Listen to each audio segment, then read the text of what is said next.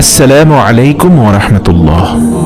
ঘরে যদি কোনো জিনের অস্তিত্ব বিদ্যমান থাকে তবে তার সাথে মোকাবেলা করার মতো শক্তি আল্লাহ তাআলা বেড়ালকে দিয়েছেন।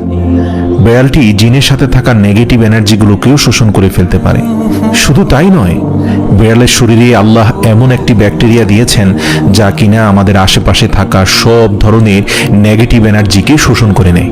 এছাড়াও বিজ্ঞানীরা বলছেন, আমরা যখন রাতে ঘুমাতে যাই তখন ঘরে পুষে রাখা বেড়াল সারা রাত ধরে আমাদের শরীর থেকে নেগেটিভ এনার্জি শোষণ করতে থাকে। আল্লাহ রাব্বুল আলামিন বেড়ালের মাঝে কিছু বৈশিষ্ট্য দিয়েছেন যার কারণে এমন সুন্দর একটি মাখলুক আমাদের রোজকার জীবনের অংশ হয়ে উঠেছে।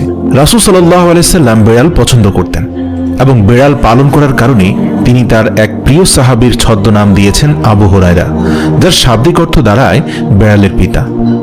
কেন একজন মুসলিমের বেড়াল পালন করা উচিত?